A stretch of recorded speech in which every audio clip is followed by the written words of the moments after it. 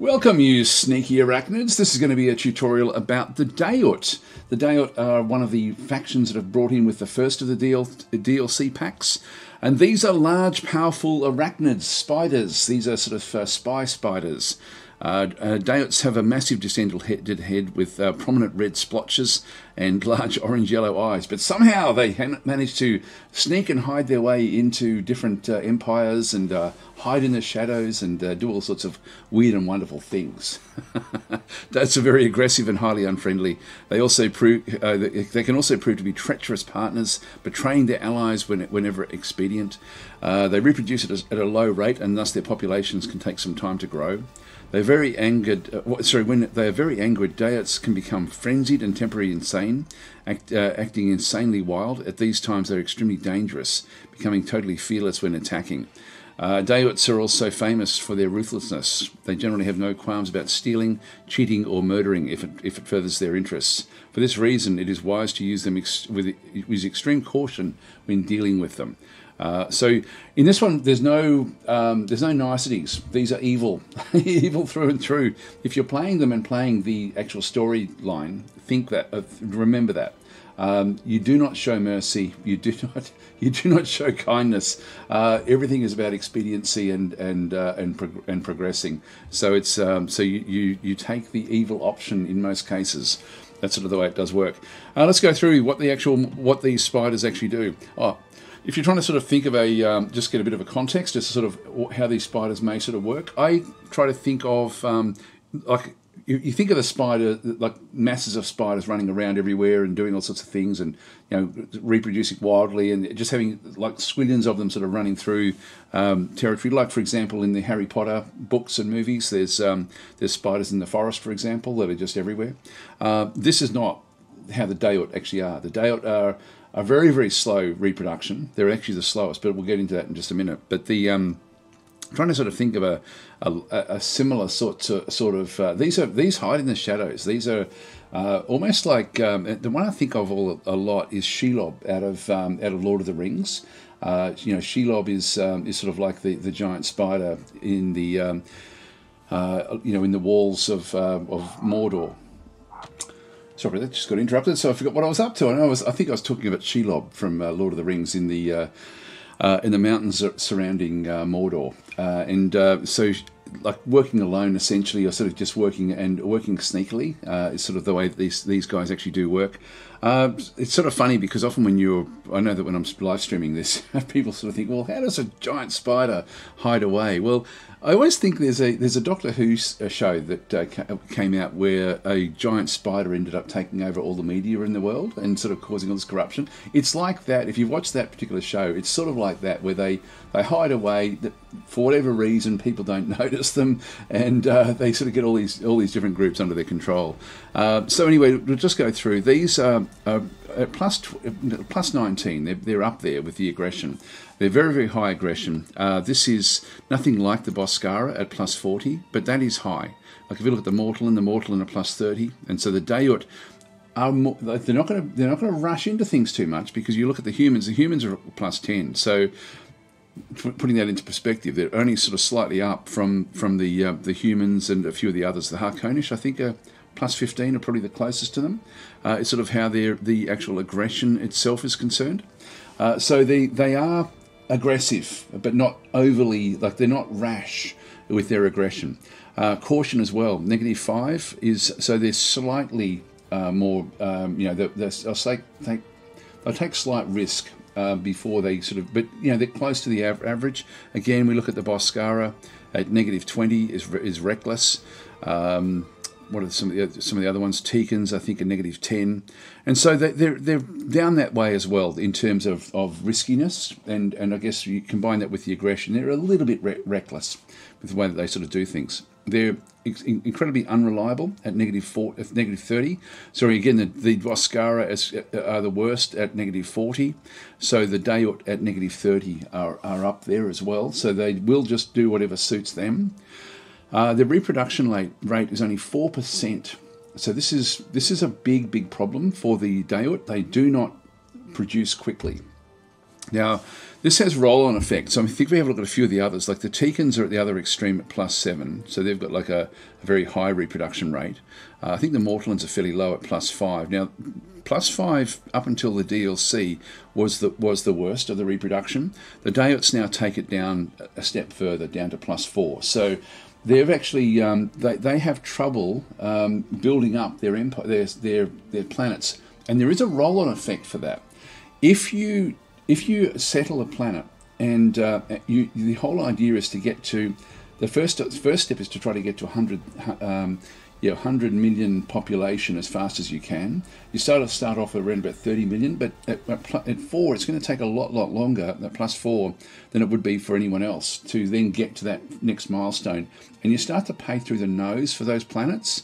And so the Dhayut do actually have to figure out ways, how do we get our planets, higher, doing different sorts of things. And so if you are playing them, you're going to have to try to make sure you've got excess money to allow growth to be boosted through the money. I think that's probably one of the little tips I would give you with that one through there. And also, it may be that you look at slavery in terms of your populations. Now, at the moment, I'm really hoping they change the way slavery works in the game. I don't like the way slavery works. I don't like using it simply because it's not for any ideological reasons. I don't like that it's tied to a planet is either a slave planet or not, essentially, even though it's the actual group that you're applying it to. Unfortunately, the impact is across the whole planet with the taxation and happiness. So it doesn't really sort of work in that regard for me. And also, you have to wait for things to be assimilated. So it takes a long time to get slavery to actually sort of kick in and actually be a viable economic way of sort of running the game, because this is going to impact your economy ultimately anyway. So anyway, that's sort of that's a bit of a thing to consider if you are playing them. They are going to be growing slowly over time. Migration tendency, they don't like migrating, so they basically are a stay-at-home. They create their webs and they sit in their webs. That's sort of what they get up to. And their assimilation rate is -20. It says adaptable. That's not adaptable. They are not adaptable. If you take them over, it's going to take time to assimilate them into your empire. Their colonization suitability, they do like the desert savannas, the rocky desert and sandy desert. I guess similar to the Teekan. The Teekan are a little bit more sandy desert savanna and rocky desert. So, but they're in the same ballpark there with what they do like. Now, further on down, we've got the bonuses. So the bonuses they have is hyperdrive research, goes up by +10. War weariness reduction by +15, and then the ground attack strength goes up by +10%. And this is to do with the when angered they become frenzied. All right, so that's sort of the bonuses that they actually have. Now, there's a new thing we haven't seen yet in the series, but you probably, if you're playing the game sometime in the future, it won't probably be months outside of this series being launched. You may find that you weren't seeing this particular panel for the other factions. Like, for example, if I go to the Actarians, after bonuses, it goes to starting research. So it doesn't go straight there. This has got special features. These will be added to all the other 7, by the way. But at the time of launching this DLC, the other 7 haven't been fleshed out with this. So this is to give them more personality. So there will be other things that I can't show you because I don't know what they're going to be at this time of recording. So all my other videos for the other factions, that the original 7 factions, are not going to have this component. But anyway, let's go through the special features for the Dhayut. And so they've got disinformation. So deep cover mission success against another faction also provides the ability to create disinformation at all levels, making the target faction view the Dhayut more positively. Now, what that means is there is a mission called deep cover for your spies. And everyone's got deep cover that they can sort of go and access. Deep cover is when you have an agent not just looking at the enemy empire, but actually operating inside the government of the enemy empire and viewing everything. And so it's like having just permanent, like somebody literally sitting in the halls of power, looking at every decision that's made, and so they can tell you where the ships are, what they're doing, where individuals are. Everything about the empire becomes open with deep cover. And what the difference here is that the Dhayut, when they have someone in deep cover, not only do they look at everything, but they also impact that target population more positively, or that target government more positively to the Dhayut population. So they're more accepting of the Dhayuts because they've got this mole working inside the government, sort of whispering away on the ceiling, with their 8 legs, just sort of whispering away to all the people in power about what to do and how wonderful the Dhayuts actually are. So anyway, that's the disinformation aspect to what they do. Inspired conniving. Whenever a difficult intelligence mission succeeds, provides a boost to all espionage missions against that faction for the next year. And so what this does is, and you won't often know what's triggering it. It's tricky espionage. I will have to sort of go through how it does work. When you set up an espionage mission, there's like a percentage chance it's going to succeed. That's sort of like just the base number going against the actual against that particular entity, like that particular group.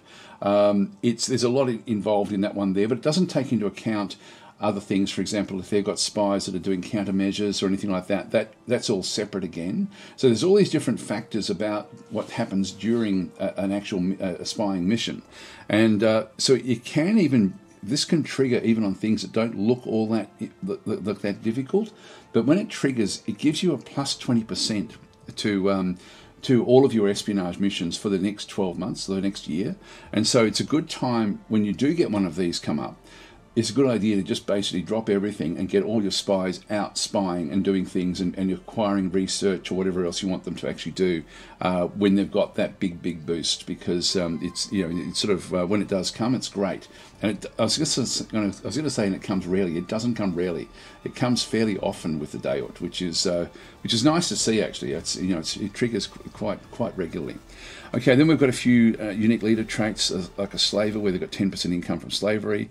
Also, divide and rule, so a plus 5% happiness. This is just uniquely for the Dhayuts, for the Dhayut leader. Unique spy traits, careful weaver, so plus 10% counter-espionage, so just stop other spies. And also strike from the shadow, a 10% assassination trait. Now, these are sort of like character traits that they can actually have. And the Dhayut are the assassins, I guess. They sort of sneak through, weave their webs, do all their other stuff, and then they can sort of strike with their poisons into the and sort of take out different leaders over other enemy, not even enemy. They can basically assassinate. That's what they do. They just have an assassination target. They do a better job of that than most other factions. So that's also an espionage activity. And so if you do actually have if it gets boosted, it may be a time you consider to actually then send in assassins to start to disrupt whoever you're actually trying to target. All right, let's go to starting research. So if you're starting on pre-war, you're going to get early torpedo weapons, ground combat. Actually, a lot of them do start with ground combat. Early countermeasures and early pulse weapons are sort of like the starting research that they have. Their Dhayut tech that they actually have is a velocity drive, and I'll talk about this when we get into the game. This is incredibly good. Enslavement control facility. As I say, I don't tend to, at this point in time, I'm thinking that within months, hopefully it'll be changed, but at this point in time, I don't like the way slavery works. I'll try to explain why when we get into the game. It's just not something that I like, but it's certainly, if given the right circumstances, I would then take it. Terminal Operations Center is which is a one that's difficult to get. That's sort of like deep into the tech tree. Race victory conditions. You just got to control your home world as one of the conditions. So just home security. Conquer the most enemy colonies. So sending your troops out to actually take over enemy colonies. And enslave other races at your colonies. So 25% of your empire's population. So essentially, it wants to have enslavement as one of the actual objectives. So you should be using it if you are using the Dhayut, because it's part of their race victory conditions. as I say, slavery is a tricky one. I sort of don't want to go into it too much because I feel that it will change. Soon. So I hope it changes soon because I don't think it works. There's only one preferred government, and that's the surveillance oligarchy, which we'll go through when we get into the game.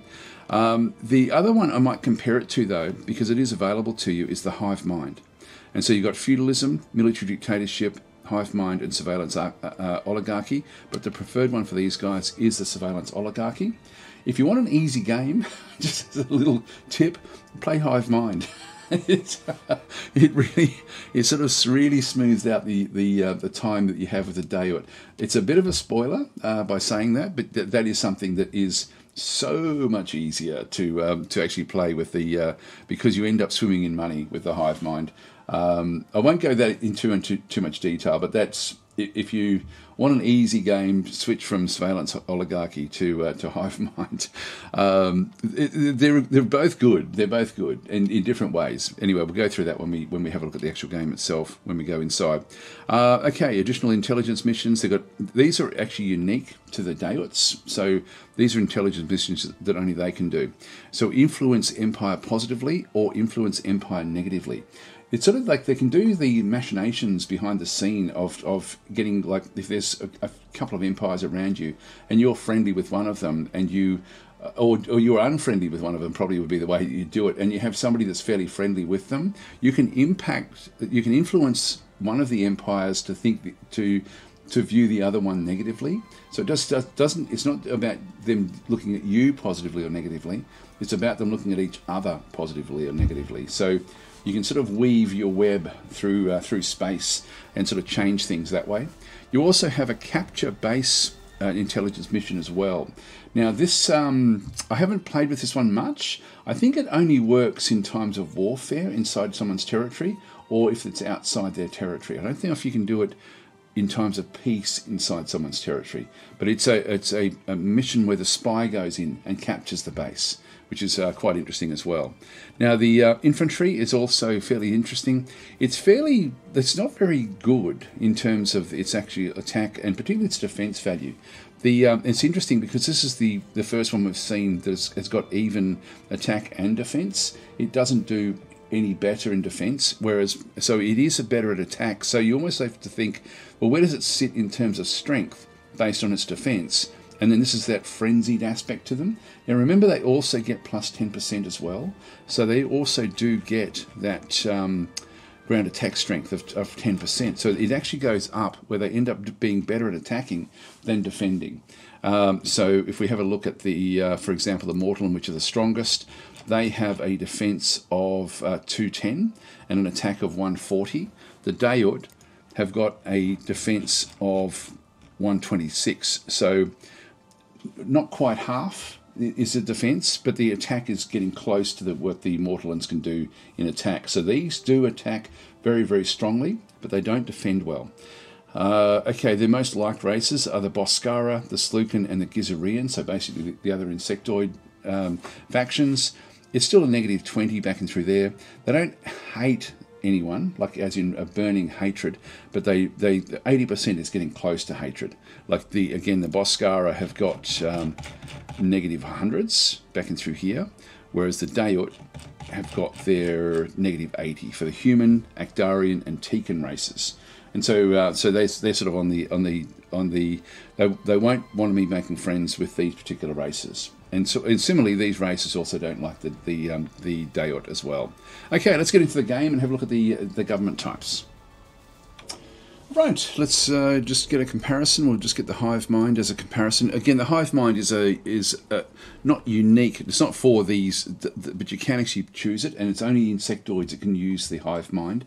So it's a good one to have a look at because it does empower insectoid factions. And so it's so war weariness. The actual surveillance oligarchy has got better war weariness reduction than the hive mind. Espionage back and through here, these ones are better at doing spy missions. So if you're wanting to use the spy missions, probably go surveillance oligarchy if you think you're going to be making good use of them, because the 5% is actually fairly is a fairly good amount. It doesn't sound like much, but it can make a big difference.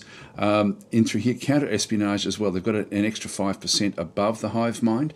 Again, these are both very, very closed off types of government, which means that it's very easy to control, information. And so these are really geared up. They're the two, probably, I think they're the two best in terms of stopping spies from coming in to have a look at what you're doing.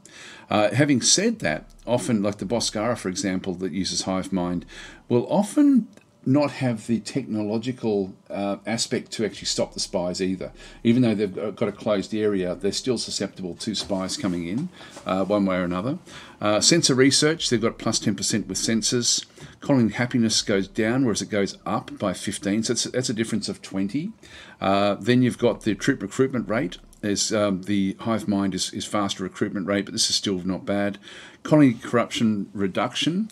You've got a plus 10 for the surveillance oligarchy and a plus 40 for the HiveMind. That's a massive difference. I'll talk a little bit about this when we get past the list.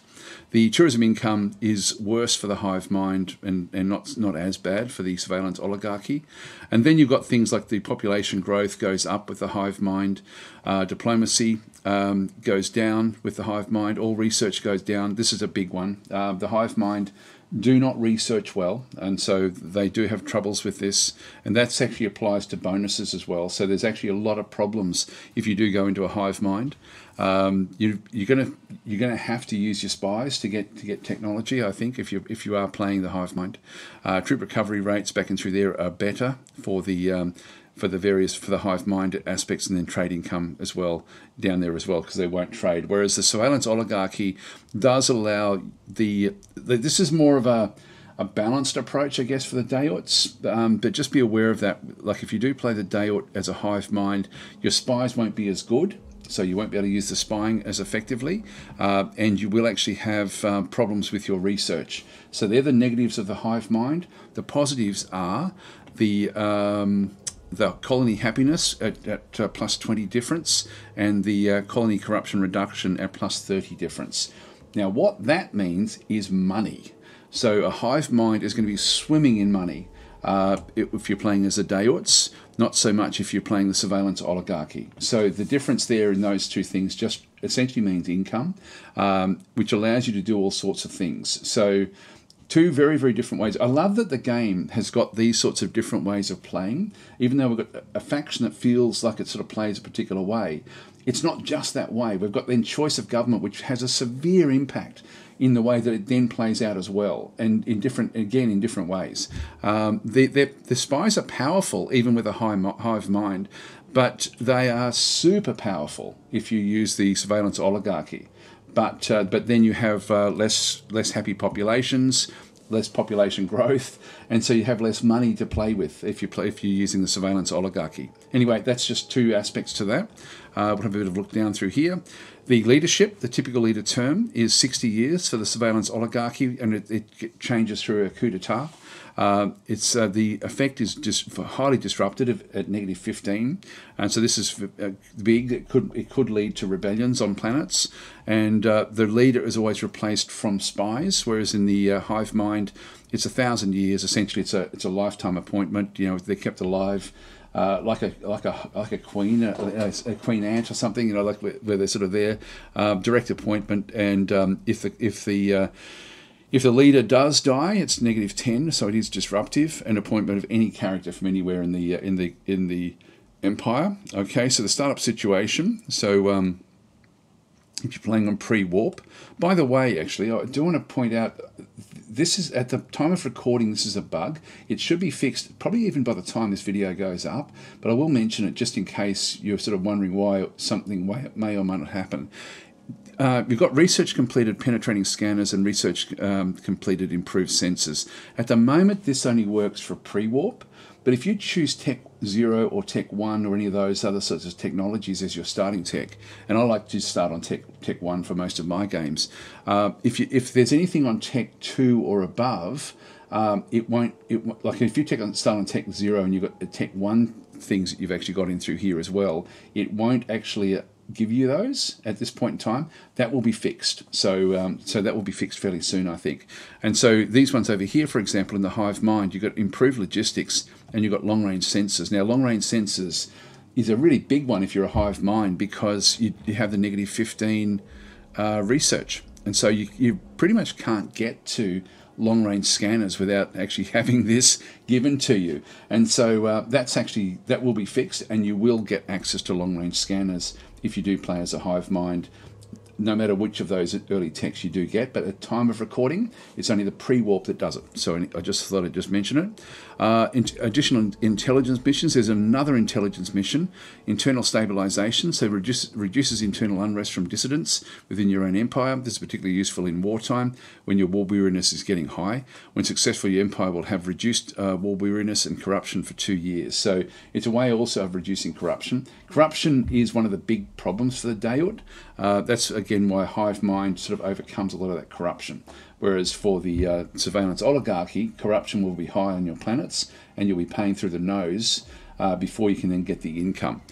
So again, a rule of thumb, basically the hive mind is going to give you money, but you're not going to have intelligence, whether it be intelligence through research or through spying as much. Whereas the surveillance oligarchy, you won't have the money, but you will actually have the power through your research and also through your spying. Anyway, two very different approaches. It's really quite cool. Right, let's get into the tech. Right, this first one for the Dhayut is really, really good. This is an incredible piece of equipment. And so you've got your early warp field experiments. This is tech level 0, where you end up with a skip drive. The skip drive then sort of goes into the warp bubble generator. And then typically you're going to hyperdrive technology and picking up the Jerex hyperdrive. If we have a bit of a look at the Jerex hyperdrive, the Jerex hyperdrive has got a hyperdrive speed of 400k, okay, and a jump range of 140m. So that's its basic things that it can then go and do. So the 400k is the speed. If we have a look at the pulse jump theory, which gives the velocity drive to the Dhayut, this is a Dhayut only tech. Its hyperdrive speed is 600k, so another 50% more than the standard that everybody else is using. And it's quite a lot. It doesn't have the range of, like, it's 130, so it's 10m back from in its range, so it has to jump slightly shorter distances. But the speed of its jumps means that it can actually have you can almost jump ahead of other forces and get ahead of the game all the time. So if you know what's going on, if you know where a group is going, you can get there beforehand and you trap them. So it allows you to maneuver in space very, very quickly. And that should not be thought lightly of as thinking, so what? It really is monstrously massive, because it allows them to get ahead of everything. And then the interesting thing here is that it then goes, from there it just continues on. Essentially, you've got a 720k jump speed in there, where everyone else is basically on the 480k. Or if you even have a look at the efficient, actually high-speed hyperdrives down through here, their high-speed hyperdrive is 552 down that side, as opposed to your one in the same level being 720. But even this one is still better than this one over through here, the high-speed drive. And that's using high speed. The other ones don't actually have it. 384, 480, 456. It's nothing like what the Dhayut have. And that's a massive, massive advantage. So if you're playing as a Dhayuts, whatever you do, don't go that way. Always go this way, because there's no downside for this. There's no downside with that at all. Okay, that's the first piece of tech. That's a really good one. Let's scroll on down. We'll go to the bottom. I think I'll just do the ones sort of in the order that they're available. Again, tech level 0 is Space Command, where you've got your command modules and command centers. Then you've got coordinated control in through here to get a better command center. Then you can come down into this one and get planetary governance, which allows you then which is everyone's got access to this one, where you sort of end up you do get your 10% colony corruption reduction and things like this.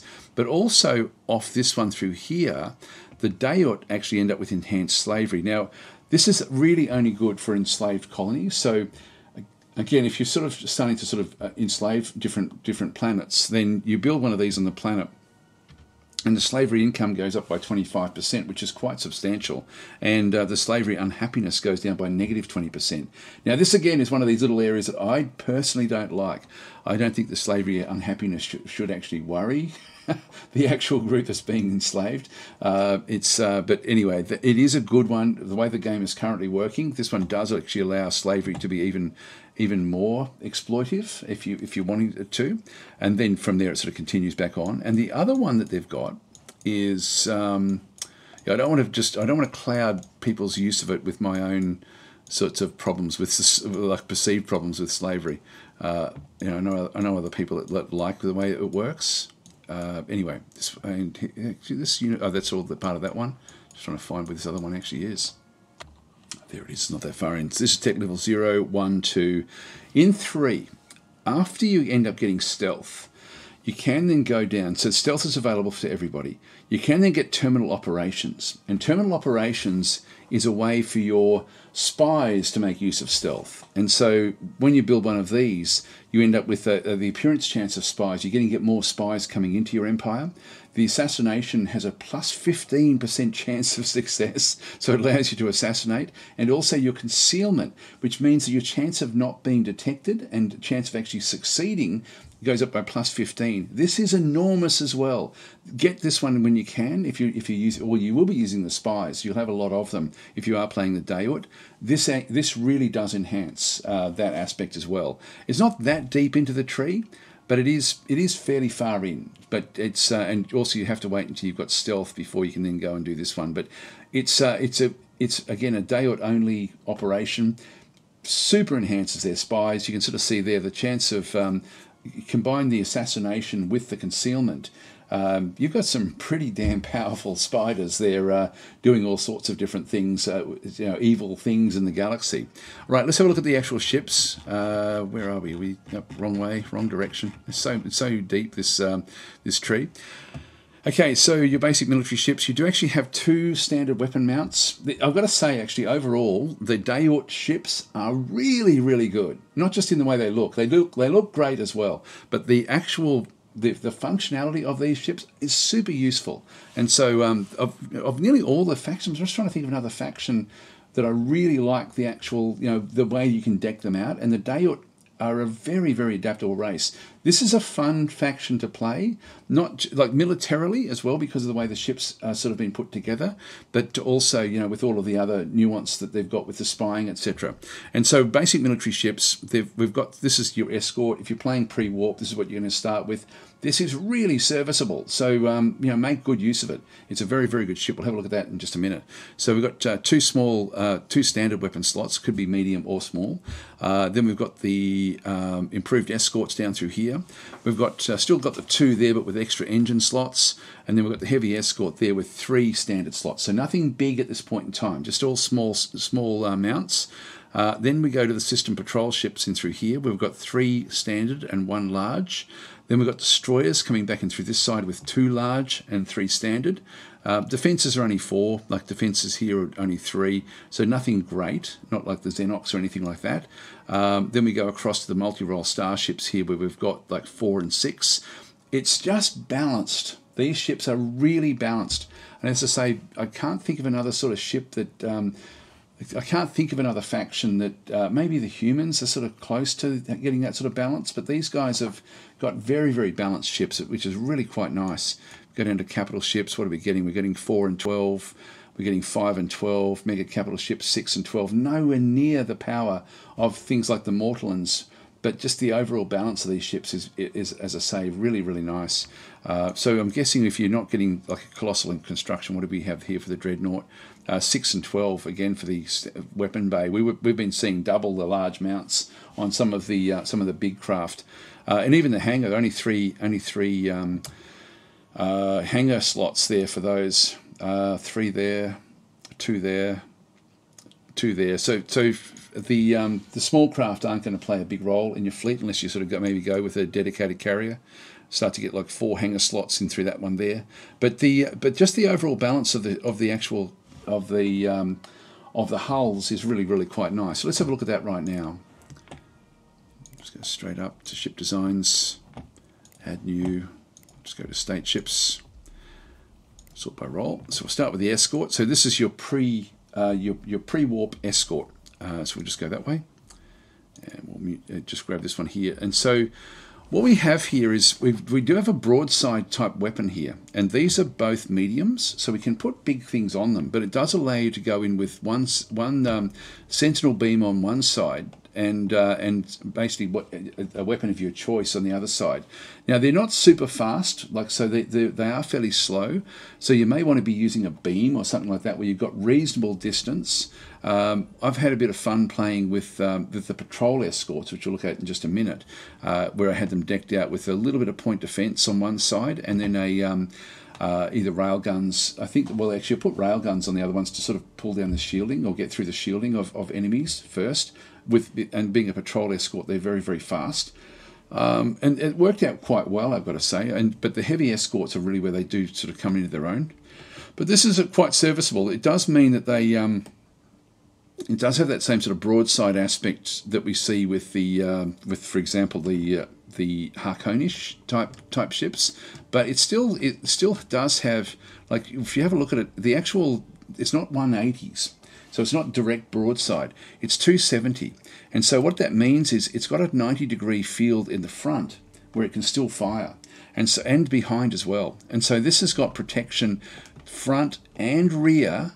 It's only if you had a point defense, for example, on the starboard side and of the ship, and this is the engine, this is the back of the ship back and through here. But the only way for a small craft to really be safe in that instance would be to come from directly the other side. And of course, with the ship moving around, that just doesn't happen.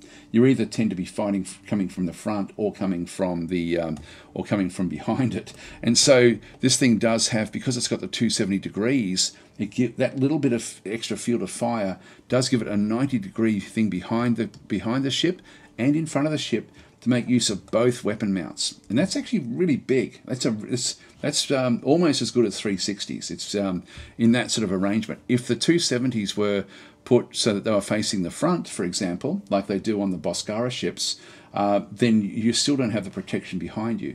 This one has that. So the balance of these ships, just in their basic design, is really, really cool. Well, I've gone way over time here. I'm going to have to sort of rattle through the rest of this. Let's cancel this one. We'll just go down and add new. Let's have a look at the patrol escort. Now, this one doesn't change much, but the fact that you can use all the engine mounts this time, you've still got the same arrangement there with the mediums back and through that side. The fact that you've got that, though, means that you've got a very, very fast ship. And so you can actually sort of make use of this to get into battle very, very quickly. So this is actually a very, very useful ship as well. You also then have ship speed of plus 30% as well as manoeuvring of plus 30. Very zippy little ship. Useful, very useful. Again, because of that field of fire, there's no real weakness in these ships. Okay, let's cancel that one. We'll go to the heavy escort. And this, for me, is I think the pinnacle of the escorts. Because it only does actually have only two engine, even though it shows three.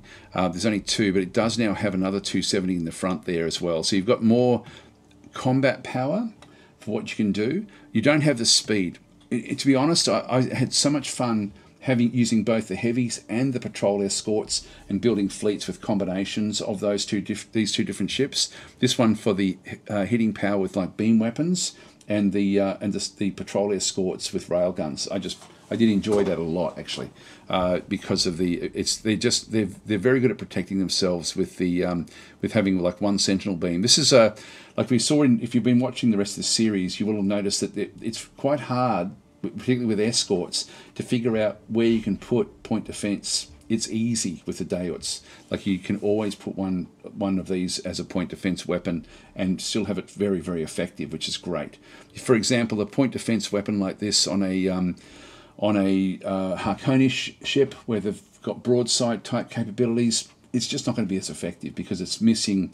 It's only got 180 degrees, whereas the 270 degrees that we actually have from these mounts is really enormous. So anyway, very much high hitting power for these little escorts. These are useful, really useful ships. Okay, let's go back and have another look at the frigates. So the escorts I think they're the best escorts of any of the other factions, in my opinion. I really do like them. The frigates, again, have got the same sort of thing where it can actually protect from the back if it needs to.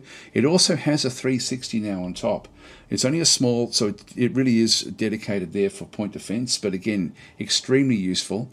So it allows you to then either free these slots up, but you've still got the 270s, and then you've got like a large in the middle there as well. So you can really start to deck things out as long as you can squeeze them into the hull. There's a lot of choice here, an incredible amount of choice with the frigate. So the frigate is another great little design for this particular ship. We'll look at the destroyer next. So the destroyer is the next one in line. I haven't really been talking about much about these sorts of things, but I'm going from smallest to largest, essentially, whenever I'm doing this with these different ships. This is where it gets a bit weird. Like, okay, so the frigate, in one sense, actually looks like a better design than this one here, for a few different reasons. Like, if we do actually have a 270 at the front there, then we've got a couple of large slots. I'll just bring them down into here. These are only 180, but they still face the front. So limited. So we start to get more limited sort of view of these. We don't have, to sort of fire behind. We've got two more 180s with mediums in through there. We've now lost the I guess the value of the 270 degrees that we had at the back. This one can still fire backwards. But what do you give it? Like, how do you use this? Do you use other small ships to do the point defense work, and then have these set up with missiles, for example? So you could actually do this and actually have this decked out fully with missiles, so that it just sort of fires out from all angles, and away it does go. There's no hangar bay on the destroyer. So a lot of the other factions have got hangar bays by this stage in their destroyers. This one doesn't have it. Okay, so we'll just go back. So that's not a great design in comparison to the smaller ones. If we just go across, it's still bigger and better than the other ones, but it's not as good in comparison. Just go and add new.